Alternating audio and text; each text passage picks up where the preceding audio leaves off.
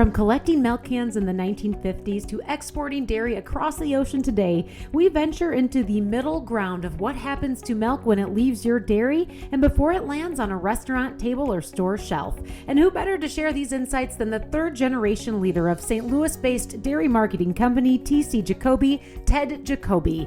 Ted looks back on his 35 years in the dairy business to identify the most transformational events in dairy markets, as well as the forecasts he has for the greatest opportunities and risks up ahead for the product you produce every day, right here on the Up-Level Dairy Podcast. This is the podcast for dairy farm owners, managers, and advisors who are committed to profitability, sustainability, and excellence. I'm Peggy Coffeen, and it's my mission to bring you the conversations that will up-level your skill set and your mindset so you can be a top performer in the dairy farming business.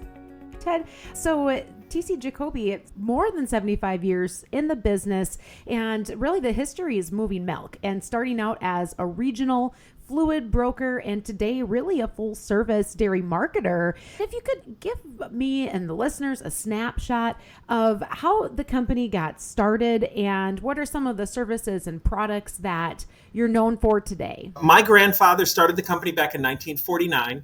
When he got back from World War II, he owned a small dairy in Highland, Illinois, just across the river from St. Louis, called HighGround Dairy. He had two partners, so the three of them owned the dairy. And just like the last 30, 40 years has been an era of great progress and change in our economy, mostly due to the digital age, computerization, the internet, increased connectivity, and things like that. The 1940s and 50s and 60s were also a time of great innovation. It just didn't have to do with computers. It had more to do with transportation, among many things. And one of the big things that happened in the dairy industry as the industry started to evolve after World War II is prior to World War II, most milk was picked up on the farm in 10-gallon milk cans. After World War II, we started introducing refrigerated bulk tanks to the dairy farm and insulated bulk tanker trucks to pick up that milk from the dairy farm. My grandfather realized that was a seismic change in terms of our ability as an industry to balance our milk supply. As all dairy farmers know, if the local processing plant doesn't need your milk, you can't just walk into the barn and tell Bessie that you don't need the milk today. She's going to produce the milk anyway. What my grandfather realized was there was a real need to be working with dairy cooperatives and processors to help balance that milk supply and move that milk from processors who maybe didn't need the milk because they didn't have the sales to processors who did need the milk. Then that extended not just with fluid milk, it also extended to cream, skim condensed, and other fluid dairy products. So for the first 30 years of our existence, TC Jacoby and Company was a fluid dairy broker. We brokered milk, we brokered cream, and we brokered mostly skim condensed. It started as a Midwest thing, local to the St. Louis region, expanded into the Midwest, where our coverage was Wisconsin, Minnesota, down into Arkansas, maybe over to Indiana. My father joined the business in 1966. He started expanding the business towards the East Coast. And then by about 1980, we did business in just about every state from the Rocky Mountains east. 80s and 90s, my two uncles joined the business. My Uncle Bill started expanding the business, moving a lot of dairy products from California over the Rocky Mountains into the Midwest, helping these Midwest dairy companies extend their milk supplies. It was also a time, the 70s, 80s, and 90s, when the mozzarella industry really started to grow. And so there was a value to helping mozzarella companies manage the formulation, because when you're making low moisture part skim mozzarella, it's about the ratio of the protein in the milk to the butterfat in the milk. You can either sell off the surplus cream or you can add skim solids to the milk to get there. And we worked with a lot of those mozzarella companies in their infancy to help manage the cost formulation. That was when we started getting beyond just fluid dairy products. We started moving bulk butter, started moving non-fat dry milk and other powders. I joined the business in 1996. NAFTA had just been passed. I actually helped open up our office in Mexico City. We started exporting dairy products to Mexico. While I was down there, we started exporting some cheese into Mexico. I was bringing some cheese from the U.S. into Mexico. I had one of my suppliers tell me that summer that the milk market had really tightened up. He couldn't supply me with cheese. I had a different supplier, and he said he'd be happy to give me the extra loads I needed. He said, and he's even so long that maybe you should call up your other supplier, see if they'd like some extra cheese too. To make a long story short, I was sitting in Mexico City, but 70% of my cheese business was actually trading between different cheese companies in the U.S. I called up my dad and I said, Dad, I know what I'm going to do. I'm going to open up a cheese desk and we're going to start building our cheese business as well. So by the late 1990s, we weren't just trading all fluid dairy products. We were trading butter. We were trading non-fat dry milk. We were trading whey powder. We were trading a lot of the powdered dairy ingredients. And we were exporting primarily into Mexico. And then we had added cheese to portfolio as well. So that was at the point where we were starting to get beyond just fluid and trading a full portfolio of dairy products. Then really it started to grow from there. We started doing more business into Asia, even though we're still probably there's a lot of trading companies in the dairy industry whose origins are Europe-based. And then as the U.S. in the 90s and 2000s started to export more and more, a larger percentage of our milk production, those European trading companies set up offices here in the U.S. and started leveraging their already existing international connections to export dairy products. We were one of the first trading companies based here in the U.S. to start to do the same. And so not only did we help develop a lot of that business into Mexico, we started developing those relationships into other parts of the world to really build our international business. Today, not only do we do business in all 48 contiguous states in the United States, we do business pretty much all over North America, but we also export to 35 different countries. We are still probably best known for what we do in the fluid side of our business. It's actually over 50% of the business that we do today is on the more solid dairy products, such as cheese, dairy ingredients, which is mostly the powders and butter as well. But that fluid basis, that origins of our business in the fluid side is really probably our point of differentiation. It's one of the many things that make us different from other dairy trading companies. Oh, so you have had a very intertwined history and experience as a company with really the growth and development of the dairy industry. This is super interesting, Ted, because oftentimes when we're talking in the dairy industry, on our side of the business, the farmer side, the producer side, we don't always think about this side of what has been going on. That is where you were born and raised in it. It's a family business, which is commendable and really cool, much like our farms that are multi-generational. You've seen and experienced this growth, and as the dairy marketing opportunities have arisen, you have risen as a company to meet those demands. And as you said, even though fluid is still such a core for what you're known for, it's helped you expand into these other dairy product and regions, and now internationally. You guys have been right there with this side of the business of taking milk from when it leaves the farmer's hands and into its next steps and stages. What I'd like you to expand on for a moment, if you would, Ted, is when I think about the conversations we often have with dairy producers, they're very connected to what's happening on the farm to produce milk, down to the penny, down to the intimate details and data of everything that goes into producing that 100 weight of milk.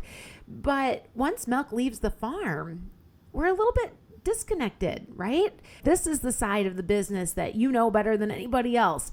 Enlighten us, walk us through a little bit of what does the next stage for milk look like after it leaves the farm today, and where do you pick it up, and where does it go from there? The first thing I'll say is TC Jacoby and Company as a trading company, our role in the dairy industry is to balance dairy markets. The best way to describe what I mean is, as dairy farmers know, a cow's going to produce milk every day, regardless of whether the processor needs it. If the processor doesn't have the sales for that milk, they have to find something else to do with it. We work with dairy cooperatives, processors, converters, and end users to help balance those supplies. If we have a processor who's making cheese and hasn't been able to sell all of their cheese, we're often the person that they call to sell the surplus cheese they have. If there's another manufacturer, another converter out there who maybe contracted for so much cheese for a year, but they need more than that because their customers are doing really well, they'll often call us to source the extra cheese.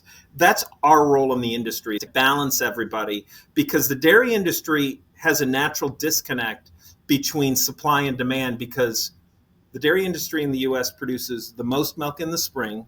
That's when the flush happens. That's when cows, because of the fresh pastures, tend to produce more milk. But the demand for dairy peaks during the holiday season, right about now, this time of year, November and December.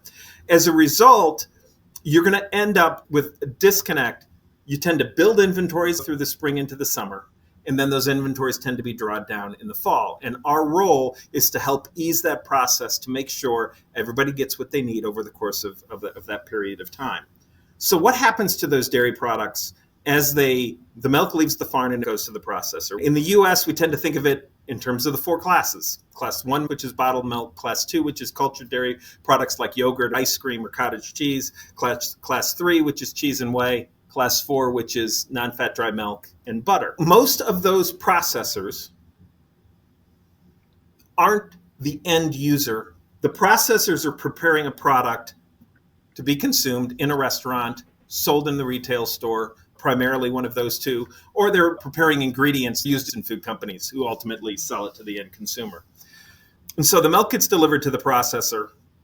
There is a cost of turning that milk into product. Let's go ahead and call it cheese. Cheese is maybe one of the most straightforward to explain. So whether 85% of all cheese made in the US is either a form of cheddar or mozzarella or pizza cheese. If it's going into the mozzarella plant, that mozzarella is made. In some cases, it's shredded, and then it's sent to the pizzerias, Domino's, Pizza Hut, Papa John's, or your local family-owned pizzeria down the street. That whole distribution channel has cost. There's a cost of turning the milk into cheese, and then the cheese company will sell that cheese to a distributor. The distributor has to get that cheese on the various trucks that are taking all of those various food products to the pizzerias, who then will make cheese of the product. And of course, the restaurants have to make money too. Ultimately, that product is consumed by the consumer. Or that mozzarella is going to a producer of frozen pizzas where it's sold in your local supermarket. When it comes to cheddar, a lot of that cheese is made in 40-pound blocks or 640-pound blocks of cheese, which are about the size of the chairs we're sitting in, or 500-pound barrels of cheese that is even bigger than those, a little bit bigger than the chairs we're sitting in. If it's barrel cheese, is usually sold to a processor who will take that cheese, melt it down in a cooker where various other ingredients are added, mostly some other dairy ingredients such as some skim solids, maybe some stabilizers, but it's mostly the process of cooking and melting that cheese and allowing it to re-solidify that creates that processed cheese taste and texture we're all used to.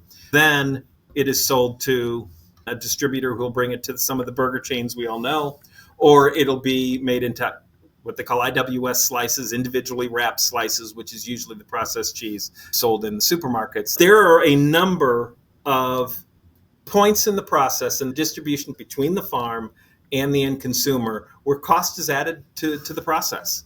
And so you have your dairy farm, you have your processor, you usually have an additional processing plant or a converting plant where that cheddar will be cubed, sliced, shredded, or chunked. Then it is sold to a distribution channel who then have to put it on a truck and get it to the many supermarkets it'll end up in or the many restaurants that it'll end up in.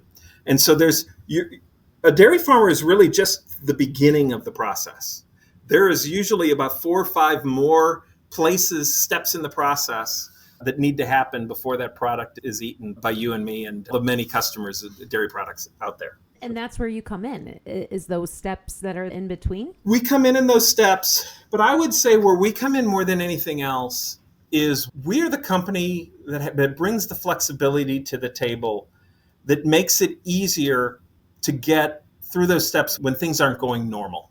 A cheese plant takes in 2 million pounds of milk a day, turns that into 200,000 pounds of cheese. But their usual customers only need 180,000 pounds of cheese at that time. And so there's all this extra cheese building up in their warehouse. We will tend to be the customer that they call and say, Ted, we've got 50 loads of cheese right now that our normal customers aren't buying. Do you have any interest in that cheese? And we will usually say yes. And to quote my father had a saying. He said, Ted, don't ever forget, everything is always a matter of price. Price is not always about money. There are other things involved in price, but everything at the end of the day is a matter of price. And so if we can come to terms with an agreeable price where the product will clear, we'll take that product. Our role, our job, is to know where the market might be short. So this one cheese producer may be long. Are there any other cheese makers in the region where their customers want 220,000 pounds of cheese a day, but they're only making 200,000 pounds of cheese a day? So they need to buy extra cheese. Or is it down the road in a different region of the United States where the cheese market may be short, but this region it's long?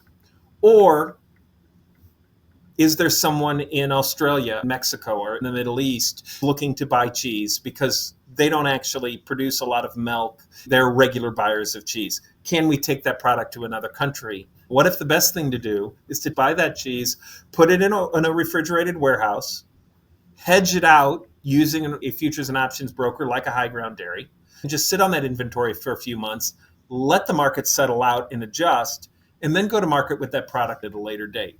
Our role in the industry is to know the market itself, and not just the market like, there's a lot of economists out there. There's a lot of companies like HighGround that produce a lot of information regarding what dairy markets are doing right now or what maybe they think they'll do tomorrow. Our job is to know at an individual level which purchasing managers are right now looking to buy extra cheese, which sales managers are looking to sell extra cheese. And so we get into the weeds of knowing what's going on in just about every dairy company, not just in North America, but in many cases all over the world, and who's looking to buy cheese at that moment in time, who has too much cheese at that time, and make sure that product clears in an efficient manner. The reality is, let's call it somewhere between 90 and 95% of all of the milk that dairy farmers produce has a pretty regular channel to the market. It's produced by Jim's Dairy Farm. It goes to Joe's cheese plant. Joe makes cheese out of it, sells it to this pizzeria distributor, who sells it to this pizzeria in downtown Chicago, who uses it and makes pizza out of it. But that 5%, a lot of different things can happen. In reality, we export 20% of our dairy production. So 20% of the milk we produce in one form or another will leave this country and end up somewhere else. How is it going to get there? Or if it's not going there, does it need to be stored and moved in the fall when demand is higher than in the spring? Does it need to be stored as an ingredient and made into a different dairy product or a different kind of food product at a later date? Knowing all those different variables is what our role in the industry is. But in order to do our job well, we need to understand the supply chain well. We need to understand every person in the supply chain, what their role is, what their needs are, and how we can provide help and flexibility for them as we roll through the days, the weeks, and the years. Ted, as you've touched on so many different aspects of dairy product and where it goes, but also how that's developed over the years with the company, and even in your personal history, reflecting on your time in Mexico and kind of being what sounds like a pioneer in opening up that export market that is our top export market today for U.S. dairy. I'm really curious to tap more into your insights and experience on these things. When you look at your career, what would you pull out as the 3 most impactful events that have transformed your side of the business? I started in the business in 1991, came to work for T.C. Jacoby and Company in 1996. In the last 35 years, there are 4 things that have been fundamental, deep changes to the dairy industry as we know it. The first is in 1991, the U.S. exported roughly 3.5% of our milk production. Today, we export almost 20% of our milk production. One of the first significant trends and changes to the U.S. dairy industry is how much dairy we export and how that affects our dairy markets. So that's one. 2, risk management markets.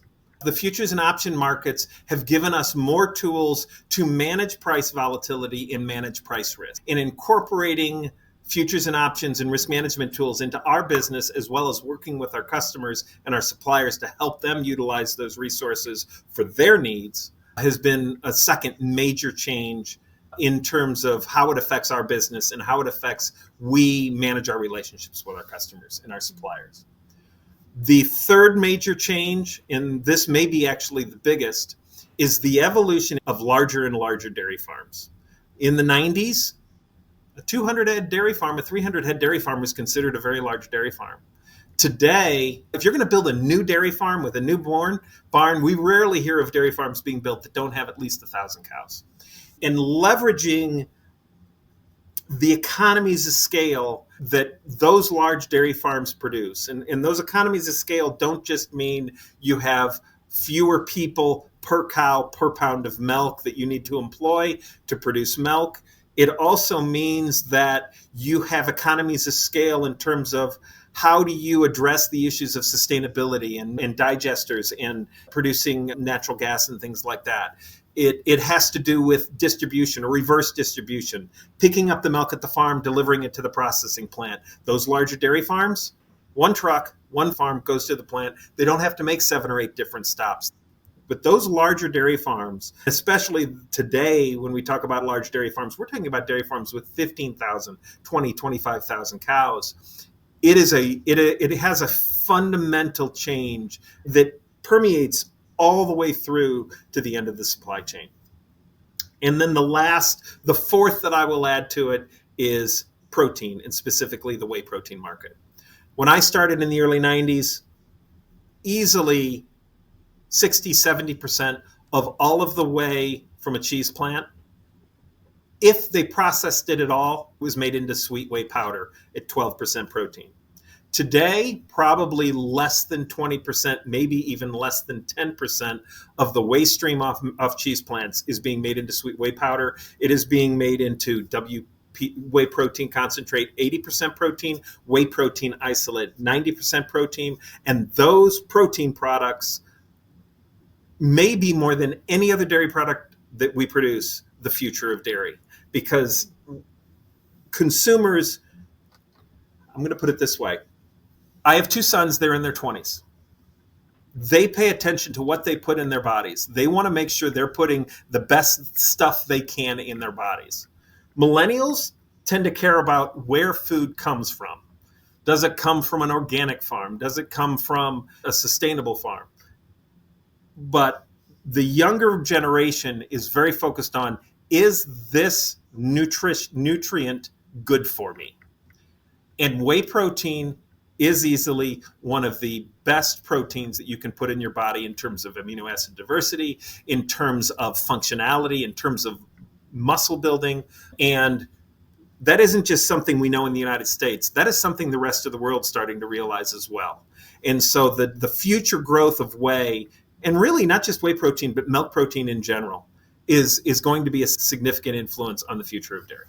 That's exciting stuff. I will attest that I have a gigantic tub of whey protein powder that I consume on a daily basis, right? And when you talk about the opportunity for whey protein, you mentioned that it is recognized worldwide, but what have you seen domestically in that market? Today, the demand for whey protein far exceeds the available supply.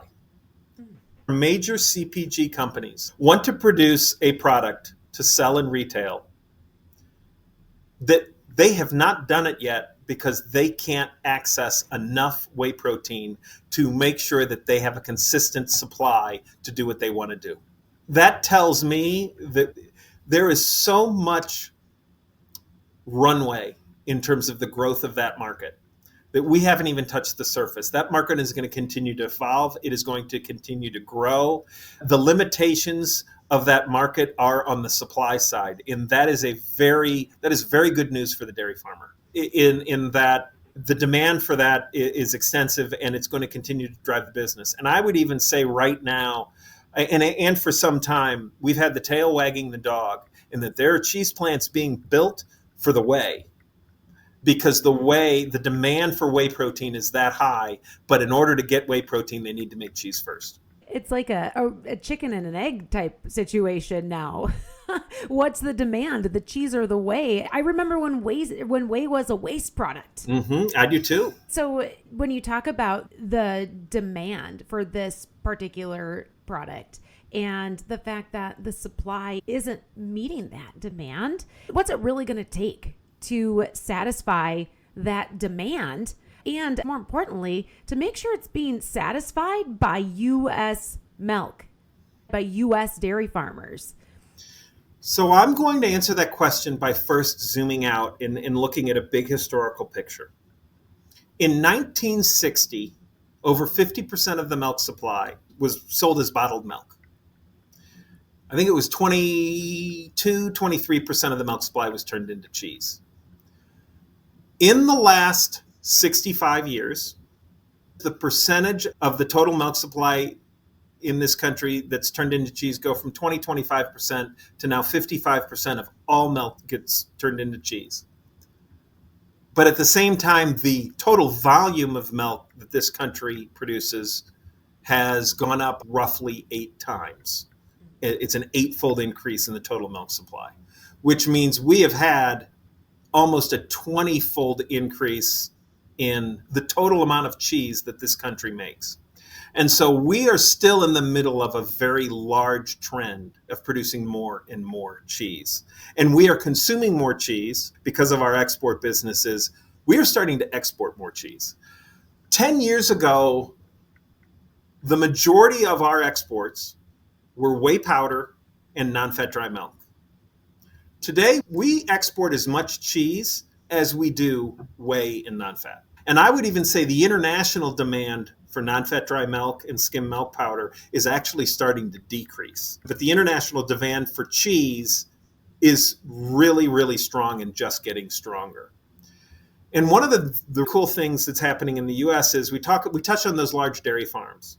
Well, what's driving the larger dairy farms that we have in the U.S. is greater efficiency, means keeping our cost of production of milk lower.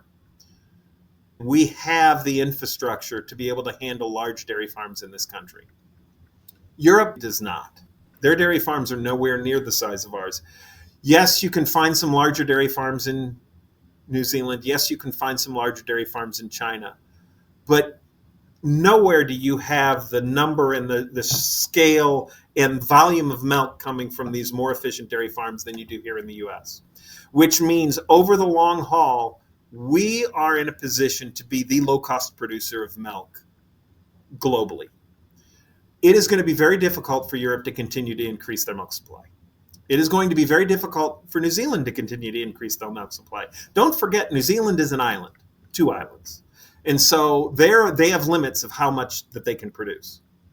China has 1.4 billion people and half the arable land, or 70%. I'm not sure exactly what the number is, but I know it's less than the U.S. They have less arable land than the U.S. and 3-4 times as many people as the U.S. None of those countries have the ability to expand their milk supply like the U.S. does. You could argue that Argentina, if it ever got their economy together, they ever got themselves sufficiently organized politically to really invest in their dairy industry, yes, they could really grow their dairy industry. But I've been in this industry for 30 years. If anything, Argentina has only gone backwards in terms of their ability to get their act together, which means the U.S. is going to be the leader of dairy growth, of milk production growth in the world over the next 30 to 40 years. Because we have the best access to capital that it takes to produce these large dairy farms, to build these large dairy farms. We have the best access to feed the cows what they need to be fed. We have the access to the land needed to have these dairy farms. We're going to be more efficient than anybody else. And that is going to ultimately make us the supplier to the world of cheese and whey protein. I think we need to make sure we're saying that proudly and with confidence and pride. The reality is this, and I'm sure that you addressed this, Peggy, on other podcasts. Social media and most of the consuming public has no idea how far the U.S. dairy industry has come from a sustainability standpoint. What we're doing at the methane digester level, what we're doing at the natural gas producing level, so that each of these dairies reduce their carbon footprint, also puts us in a much better position to be the world leader when it comes to dairy. And then the final thing I'll add to that is there's been a lot of talk over the last 4 or 5 years about other sources of protein, plant protein, cellular agriculture and protein that is produced from bacteria, using genetics to create organisms that can do that. When I was first trying to get my head around how much of a threat that was to the industry, I talked to a contact of mine who was a professor at one of the major dairy schools here in the US. His comment, he did not mince words. He said, "Ted, those companies are drastically underestimating how efficient a dairy cow is at turning feed into milk and protein."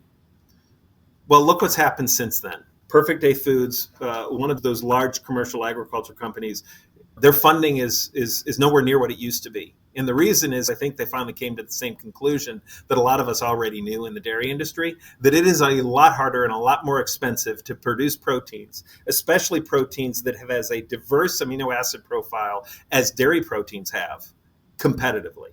And I don't think there is any industry anywhere in the world that has the ability to produce those complex proteins as the U.S. dairy industry does. Plant proteins, they don't have the amino acid diversity that ours do.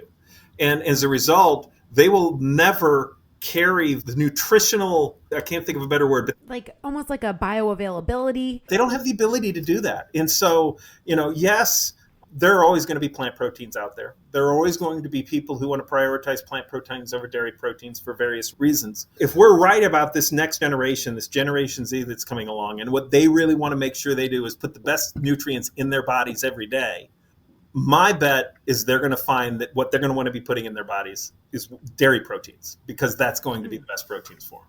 You just mentioned the generation that's coming into being consumer purchasers of their own food products. They have something in mind that they're starting to demand and make their buying decisions around. It is the quality and association of the food with what it's going to do to their body. But you also obviously very in touch with those companies that are buying and moving product. And you also mentioned the word sustainability, which we talk about all the time in the dairy industry. So what do the buyers want to see in the milk they're buying? Are we talking about sustainability? Are we talking about specific components that you're seeing higher demands for, or even practices? Like when your grandfather started this company, milk was milk, right? I mean, it was a commodity for a reason. It was considered uniform. Well, now we can drill down into so many aspects of milk, down to the protein molecule that we want to maximize. So what do the buyers of milk want? More so than the consumer level, because the purchasing managers hopefully are trying to convey to us what they think the consumers want from them. And I'm going to start by kind of looking at it this way. It's almost like that pyramid, that hierarchy of needs. The reality is, let's start with the basics before we get to things like sustainability. They want a competitive price. They want a food product that's safe. They want to make sure they're not going to sell anything that makes someone sick. They want something that is nutritionally valuable in ways like we just discussed. That's where it starts, is with price, is with food safety, is with nutritionally valuable, and then with functionality. They want a product that will do what they want it to do in the food product that they are making for the consumer. It is only once those needs are met that they take it to the next step and they go, we also want things like traceability, and we want things like sustainability, and we want things to focus on things like carbon footprint. So as much as we spend all our time today talking about those things, let's make sure we don't forget that the reason we're talking about those things is because we are already producing a product that is where it needs to be on price, is where it needs to be in food safety, is where it needs to be in terms of functionality for the product itself. It's almost like those are the most important things, but at this point, the buyers are taking it for granted because the U.S. is so good at meeting those needs. We're good there. So now tell me what you're going to do about sustainability so that I can decide whether I want to work with this dairy producer or this dairy producer. Do they want sustainability? Yes. It is still something they are talking about in terms of what they're going to need in the future, more so than about what they're going to need right now. But the only way you get there is to make it important today, because you got to start somewhere. They know that the customer, when given a choice, will pay a little bit more if they're buying a food product that they feel has a lower carbon footprint, is more sustainable, is better for the environment in some way. They know they'll pay more for that. Therefore, if they can incorporate that into their food product, they're going to do it.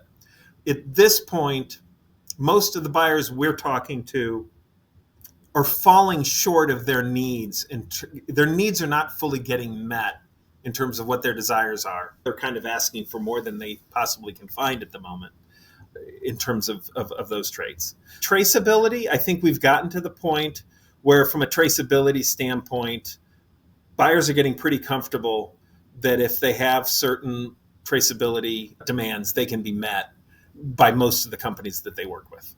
Sustainability, I would say we're still at maybe only a third of the way down the runway at best there. But I think some of it is also, it is still a new enough issue that the public's perception of the issue itself is still evolving and changing. And that's why I bring up methane digesters and things that dairy farms are doing to reduce their carbon footprint. The general public doesn't have their head around that yet. The purchasing managers mostly do.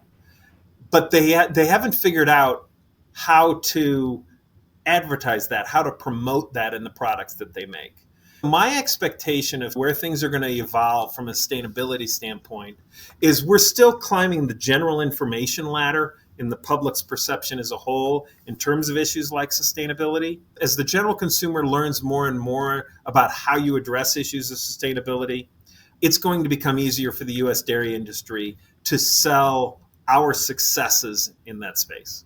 So it's almost as if what we're already doing on dairies is a little bit farther ahead than the average consumer's understanding of what sustainability even is. That creates the challenge with being able to naturally draw that connection of thinking, oh, dairy farm, this is what dairies do, because they're not there in their thoughts. As you explain this scenario, and you mentioned that there's more interest from the buyers in starting to ask questions in preparation for that sustainable driven consumer in the future. I'm going to bring back the words of your grandfather about price, right? It all comes back to price. And you said it yourself, the ability for U.S. dairy farmers to produce milk at a price point for the marketplace that makes it desirable makes me wonder, do you start to see and hear that more of those buyers are willing to pay a little bit more for sustainably produced products or some sort of certification, whether it's the net zero type things or whatever?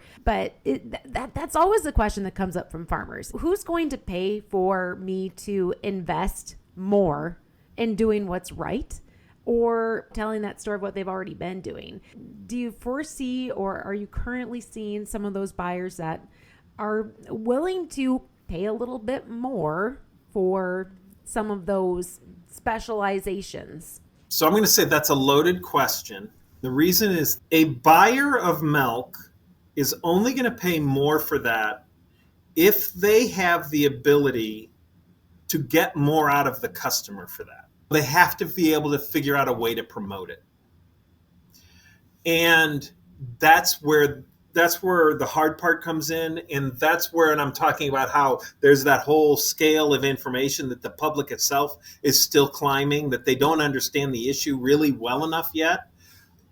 The general public is dealing with it in an oversimplified way.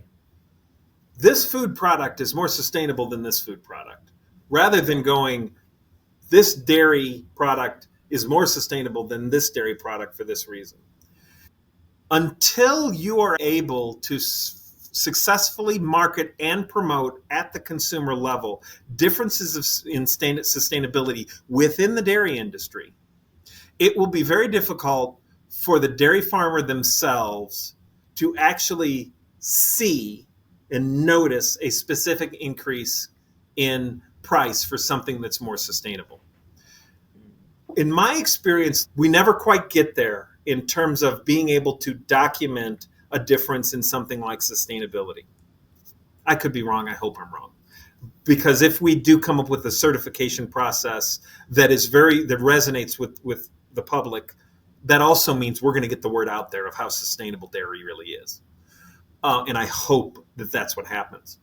But more than likely what's going to happen is it's going to feel like it comes in at the cost side rather than the value add side. But the reality is it does come in at the cost side as you need to do this in order to continue to be a part of the market. But then over time, the market price will move up to sustain that over the long haul, because if you don't do it, you're actually going to get a discount off the price. I've seen that happen over the years a lot with dairy.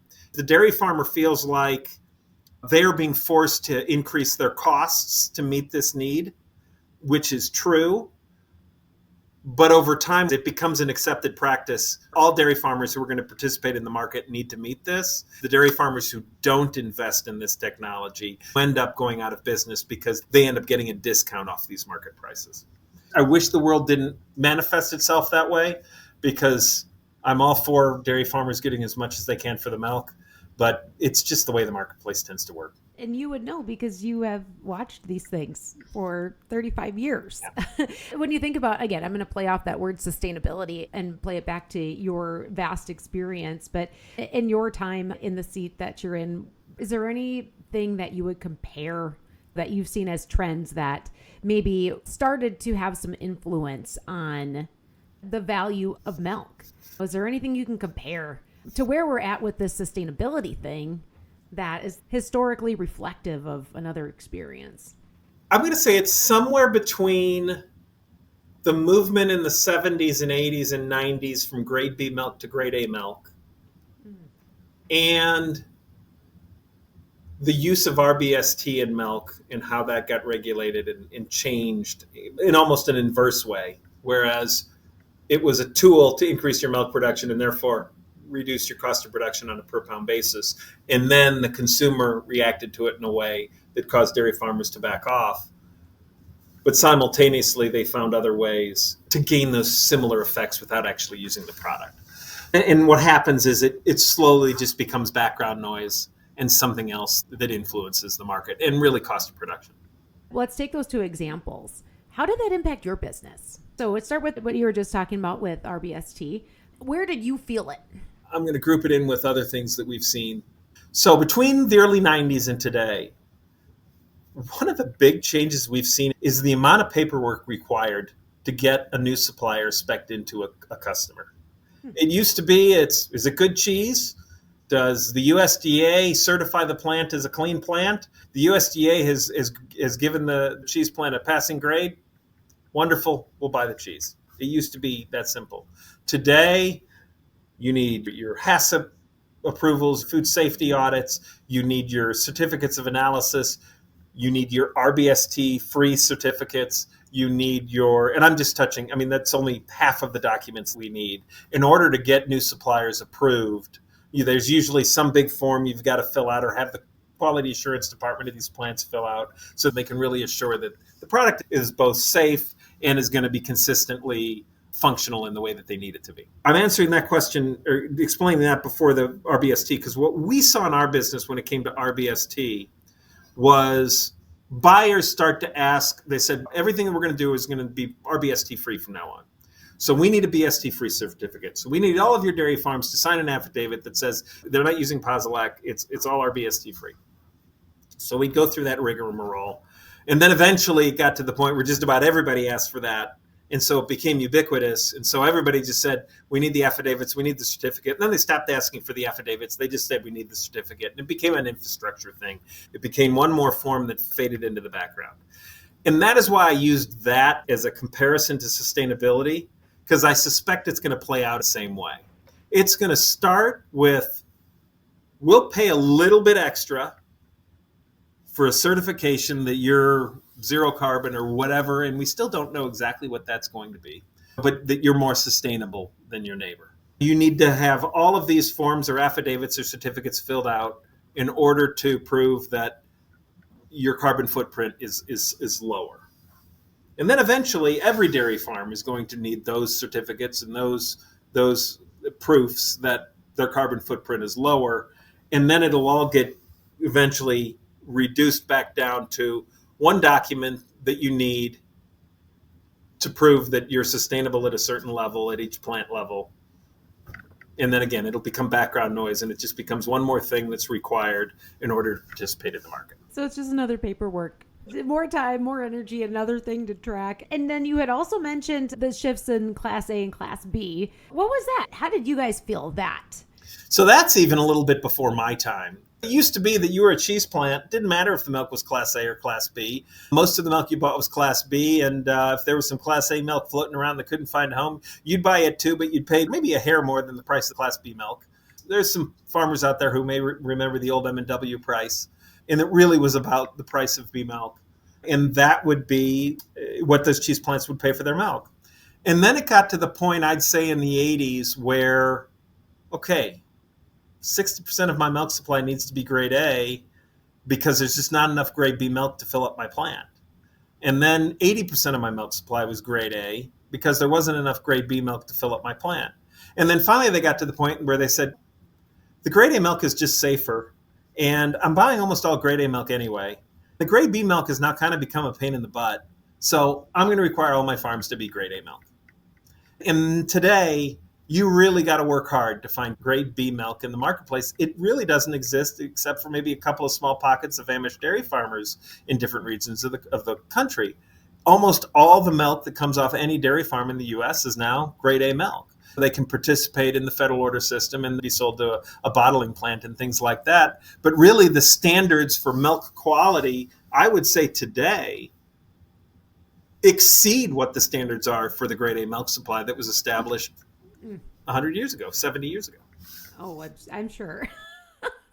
And just another reflection of other things that you were sharing earlier too about what is that buyer demand. But first it's price, and then it's really food safety. And so essentially the demands of the buyer today, the primary demands, are what have driven the shifts that we've seen on the producer side, on what it takes to be a competitive dairy producer in the marketplace. You mentioned these occurrences that have come up in your career in the dairy marketing business. But when you look ahead, what's the number one challenge you're facing today and in the next couple of years? I'm going to leave the product space and go into the labor space. One of the things that we are seeing at the processor level and at the farmer level is a increasing difficulty, and it comes in waves, it comes and goes, and maybe it's a little bit better right now, but 2 years ago it was really bad. In a couple years it'll be bad again. It's just the way these things play is skilled labor, is the ability to access the labor you need to produce the product you need at the level of quality and plant efficiency. When I say plant efficiency, I'm also referring to dairy farms, because dairy farms these days are so big that they're huge operations that operate in many ways like a processing facility. You need skilled labor that you can trust to do the job well to help run your business. And I'm seeing increasingly plants are going out of business. Farmers are going out of business, not because they're not getting enough price for their milk, not necessarily because they are unable to sell the cheese for the higher price. They're choosing to close the plant down or the farm down because they don't have the labor that they need to run it. The one thing that worries me the most about the dairy industry moving forward would probably be access to a quality labor supply, which seems like it's such a different topic than everything we've discussed so far. But you're seeing it probably with your farmer relations just like we are. It's an issue of a lot of concern. And it is not just a dairy farm issue. It is a processing plant issue. So the inflation got pretty bad. It's been coming down lately. But one of the things we do as a company is to really be the subject matter experts on dairy markets. We also spend some time looking at the macro markets. And inflation is not a one-time thing that happened over COVID and it's going to go away. Inflation's here to stay. And it's a bigger issue than just a COVID-related issue. It's a labor-related issue. The U.S. is not going to be able to increase our workforce without increased levels of immigration into the U.S. Meanwhile, China has just reached peak population, and their population is going to be going down considerably over the next 50 to 100 years. Just about every major European country is already in population decline.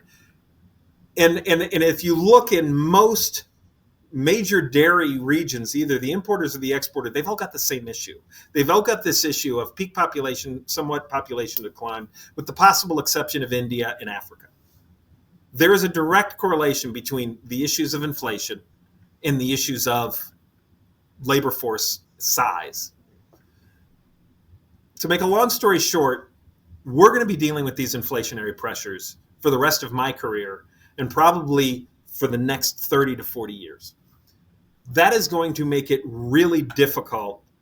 You're going to see a lot of companies really struggle because the cost inflation pressures they're dealing with, in the cost of their labor force, in the cost of the materials that they need to produce the products that they sell, in the cost of the distribution channels.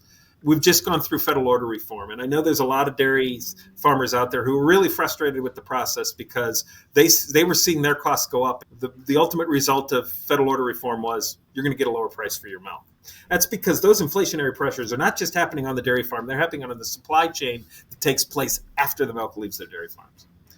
Those are major issues that are causing major headaches and ultimately profitability pressures in our industry. If there's going to be a place where our ability to take advantage of these opportunities globally with dairy proteins, that's what will prevent us from fully taking advantage of those opportunities, is the inflationary pressures we're going to be dealing with. So that's what you see as the greatest threat, the greatest risk, and not just your side of the business, but to the success of dairy producers, because we rely on the same things you do for that. I'm afraid to ask you to get political, but 2024 election, what's your gut read on how this will impact the two things you just talked about? We talked about labor, obviously relating to immigration, and inflation. So I'm gonna say this. What worries me a lot about the Trump administration is his rhetoric on tariffs. While I suspect that a lot of it is just negotiation, the rhetoric is probably going to have a negative effect on our ability to export when that is the greatest opportunity for the dairy industry to grow. So does that concern me? Absolutely, it concerns me. Though that will play out in a way that is inflationary for the American consumer and for the dairy farmer. And for the dairy farmer, he'll get hit on both sides. You're going to see inflationary on the cost side simultaneously with reduced demand for the products you produce, because the countries that we place tariffs on will have retaliatory tariffs. Not a good scenario for the dairy industry. The one thing I will say, and this is not necessarily short term, is that is not a game you need to play for 20 years. That is a one-time shot, try to fix things type of approach, will eventually fade into the background and put us hopefully in a place where we can get back to focusing on the global value for U.S. dairy. And so in that respect, I'm going to worry about tomorrow. I'm not going to worry about it about a decade from now. Getting back to inflation in labor. Of course, the other thing that the Trump administration has talked a lot about is, closing the border, even though he didn't talk about the wall this time around. The issue still hasn't gone away. I'm actually less concerned about that this time around. The U.S. dairy industry has done a really good job in the last 10, 15 years. We do a much better job today of making sure we hire a workforce we're legally allowed to hire. We hire legal immigrants to work on our dairy farms versus illegal immigrants. And so I don't think that is going to create a lot of problems. I think the dairy industry is getting efficient enough that we don't necessarily need more and more unskilled labor to continue to do what we do. Yes, the access to skilled labor is an issue. It's a big issue, but it's an issue everybody has. When we talk about inflation, one of the things I'm encouraged about, and this is not necessarily administration specific, but I'm hearing it in a lot of places when I'm listening to Bloomberg Radio and CNBC and places like that makes me hopeful, is there seems to be an increasing amount of talk about how can we reduce government expenditure? How can we reduce the government debt? Reducing government debt ultimately will have the effect of reducing inflationary pressures. And so if we can do that, it will, on the long run, it's going to help all of our industries, not just our dairy industry. It's going to help everybody in America. But it's also one of those where you got to take the pain up front in order to have the benefit later. And the average voter has not been willing to do that over the years.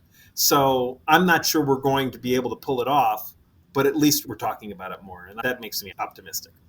I'm not sure if I answered your question. Well, I think you provided some strong insights on both of those things. In some ways, as you said, when we look at the skilled labor force, that piece of the equation, it's not a new conversation. It's something that's been an ongoing topic. And as you said, it will continue to be. But we also will see more ways to become more efficient, to automate, whether that's on the plant side or the farm side. But then also when you talk about the bigger picture of the federal milk marketing order shifts and changes and those things that are coming down the pike, that's a big concern for dairy farmers too. And it affects your side of the business as well. But part of that too is actually assessing what does it cost to make product. And that model hadn't been updated in what, like, I don't know, how many decades? Peggy, one thing I will say about that, we sit in a position where we're interacting with the market itself. We've got a very clear picture of market prices and market forces. I have a full expectation that the price dairy farmers have been receiving for their milk recently is already baked in. We're at that equilibrium point already, which means just because you are changing the structure with which price is set doesn't actually mean you're going to receive a reduction in income. Admittedly, it's going to take a little time for all of this to work through the system, so it's not going to happen overnight. But there's a lot of dairy farmers out there going to say, I'm already receiving $1 under the blend price or $1 under the class 3 price. Federal order reform is going to take place. The class 3 price for milk will drop by $1, but that also means you won't be receiving $1 under anymore. You're going to be receiving something more like the actual class 3 price. Maybe now you start getting that premium to the class 3 price once again. So the premium, negative or positive, that you have received in your milk check relative to those federal order prices will probably adjust in a beneficial way to the dairy farmer as these reforms are passed through. I think the negative effect will be lower than they're anticipating right now. Let's tie this whole picture together of the challenges dairy's facing, the opportunities, some of the adjustments to bring the industry up to speed in the way that milk is priced and marketed.